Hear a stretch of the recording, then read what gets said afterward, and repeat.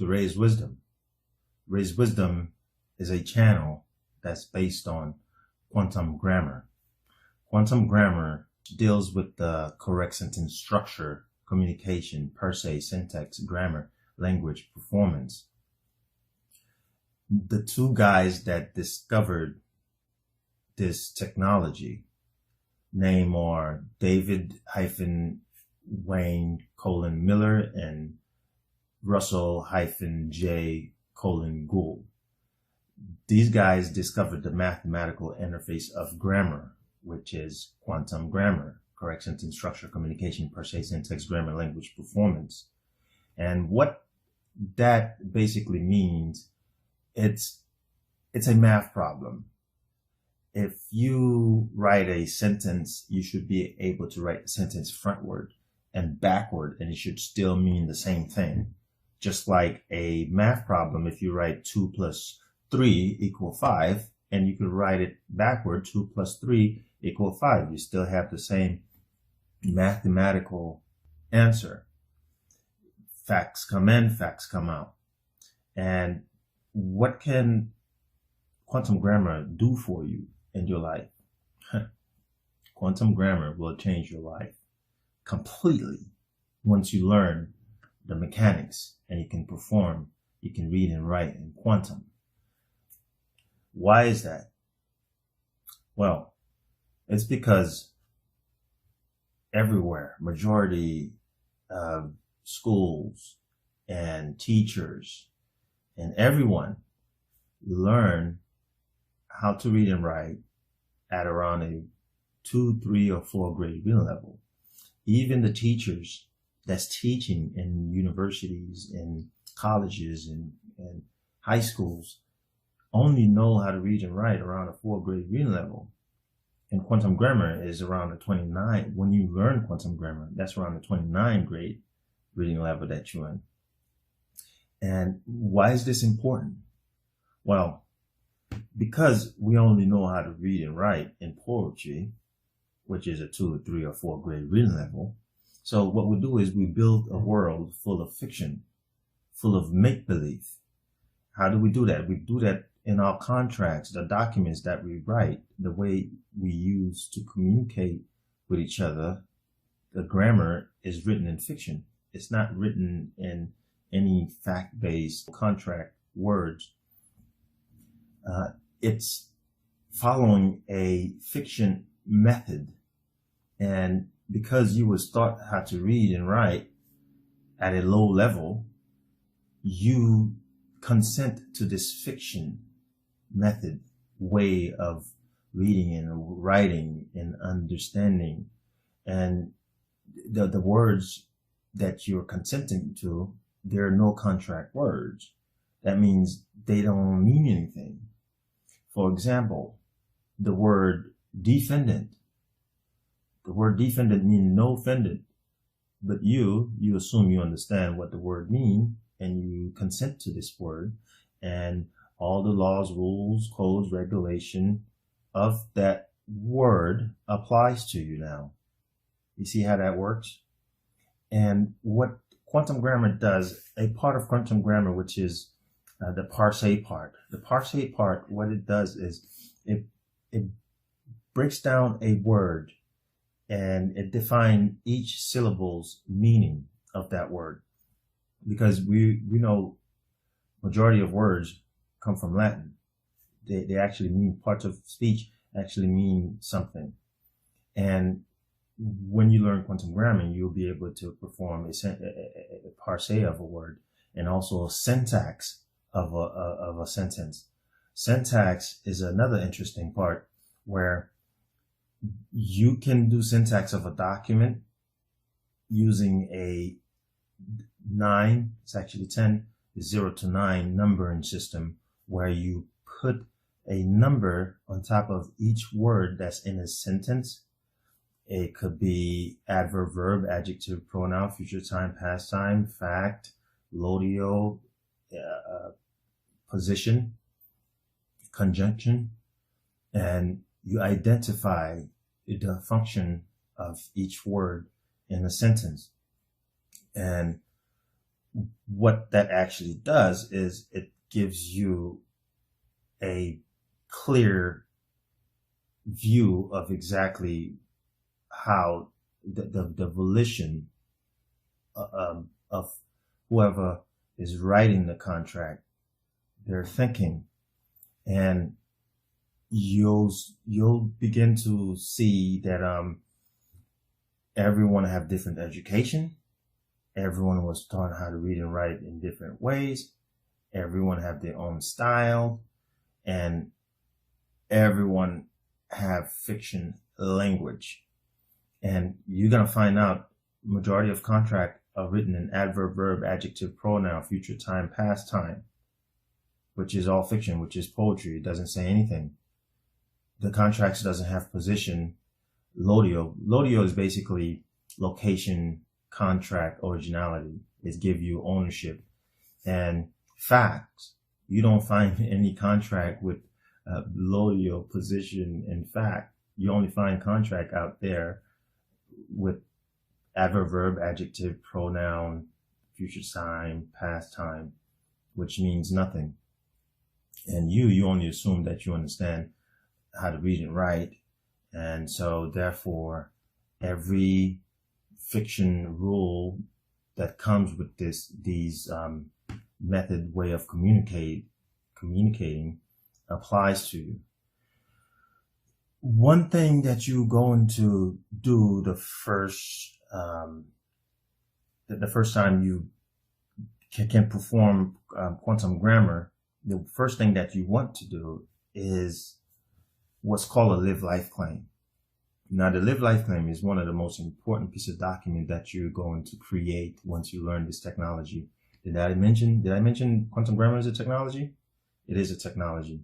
What live life claim is basically a birth certificate, but way beyond a birth certificate, because a birth certificate is written in fiction.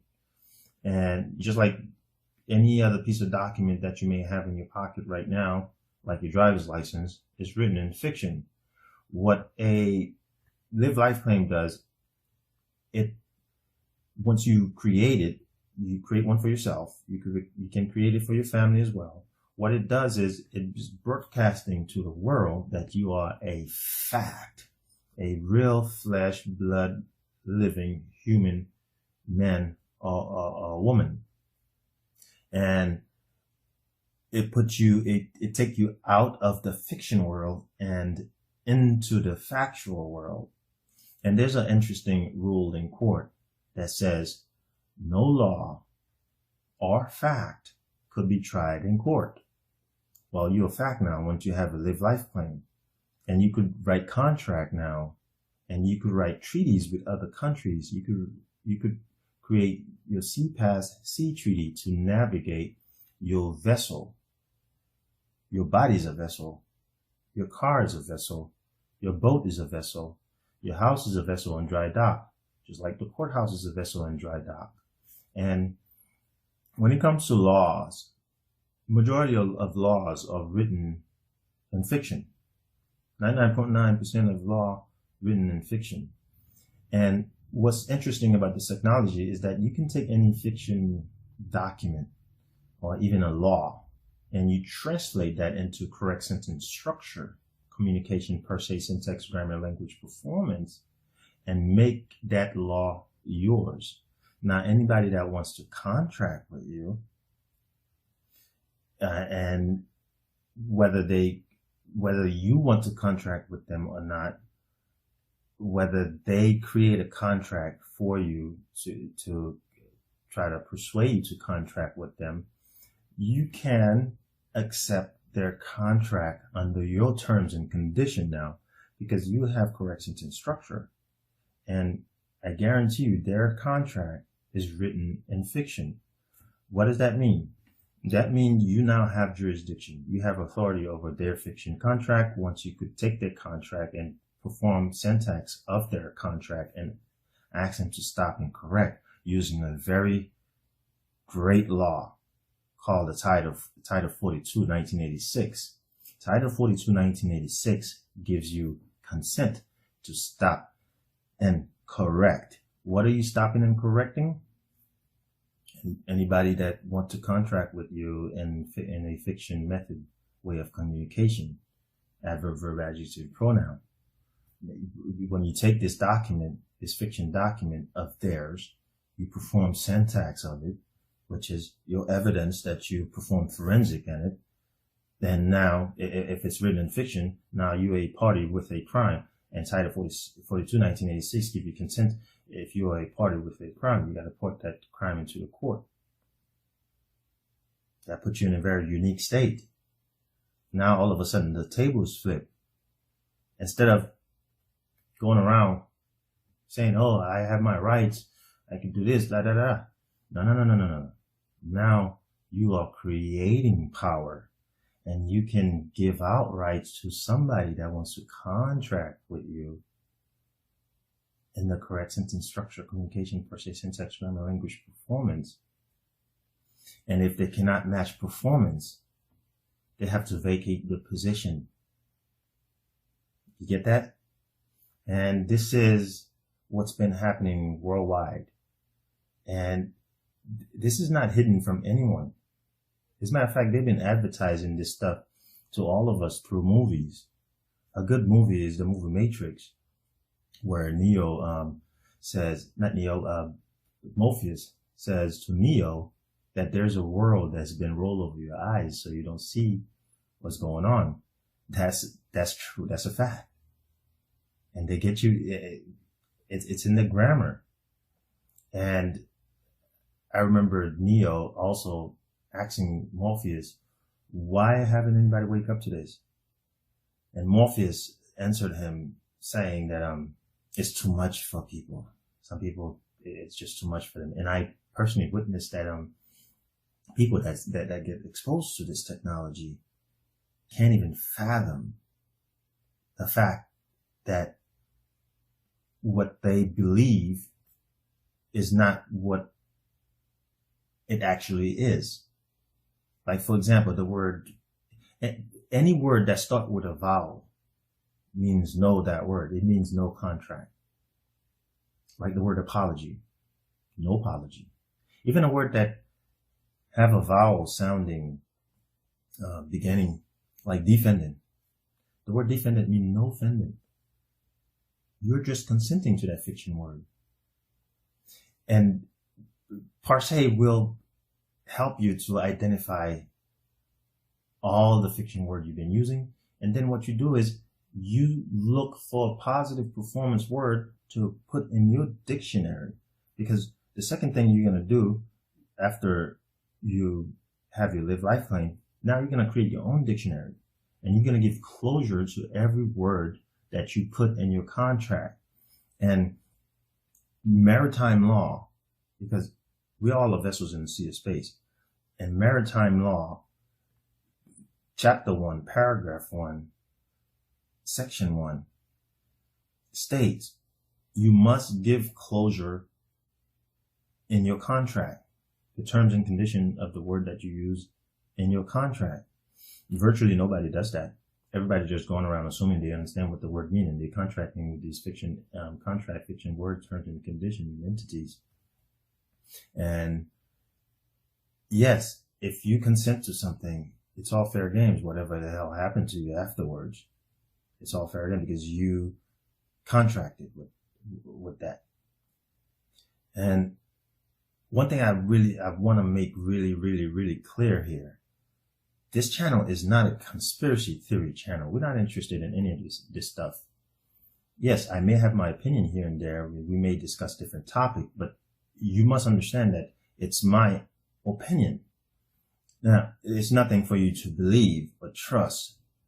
It's something for you to see for yourself and verify it for yourself. And then you won't have to believe or trust. You'll have first-hand knowledge of it. You see the difference here? The difference between first-hand knowledge and second-hand knowledge. What I'm saying to you here is you hearing it to you is a second-hand knowledge. To me, it's first-hand knowledge. I have knowledge of the facts. I don't have to believe anything. If you believe me, that's a mistake. Because what I'm saying is verifiable. If you just sit here and listen to me and think it's a cool idea and theorize about it and not testing it, not challenging what I'm saying, not researching. And yes, because we build a world full of fiction, whenever you go on the internet trying to learn about quantum grammar, first of all, you're going to get a lot of negative feedback. However, the creators of this technology, David and Russell, left a lot of great material online on YouTube. David have a website. You can go there and find a lot of information about this technology and how it functions. Russell as well have a lot of information on his website and on YouTube. And there is a mechanic that you must follow for this technology to work. And if that mechanic is not followed, then is avoidance of the grace and honor and the rule one and rule equal. That quantum grammar operates like the math problem. This is why I'm recommending anybody who wants to learn this technology, you must learn it from somebody that is competent and can perform the mechanics correctly and can convey it to you and give you closure of why it works like that, why this is like this. And there's only one guy I could really vouch for now. Is a guy called Jason-Matthew::Glass. He has a YouTube channel that have a lot of good information, and it's all for free. And he does some workshop on a donation base, first come, first serve. And if you go out there and try to learn this stuff, first of all, good luck with that. If you're trying to learn this stuff by yourself. Because a lot of people, like I said, they don't have the correct mechanics of how quantum grammar work. They don't have the correct rule one, rule equal performance, training, or knowledge. And even the syntax, they don't have the correct method of syntaxing. And yes, you will get frustrated. Okay? And I think this is why a lot of people shy away from this technology. And even if you Google quantum grammar, they'll show some stuff about people that tries this stuff that it doesn't work. This is all, and it's all written in fiction. Google is performing fictitious conveyance of language in everything that it has on its platform. And this is, again, this is all was done on purpose. And this is why you must see for yourself. And another thing that you want to keep in mind about the technology, which is my favorite part, even if you don't know quantum grammar 100%, you don't know how to read and write quantum grammar 100%, but your volition is correct, guess what? Quantum grammar will work for you. There's a very good chance it will work for you very well. However, even if you do know how to read and write quantum perfectly, but your volition is not correct, quantum grammar is not going to work for you. Pretty cool stuff, right? And yes, this channel is here to help you, if you want it, to learn this technology, learn how to do a live-life claim, learn how to do parsing of word, learn how to do syntax of a document, and learn how to write contract. And we're going to keep it mostly about the grammar. We may have discussion here and there about different topics, but the grammar is the key here. And this channel, this connection, will be here for you if you want it.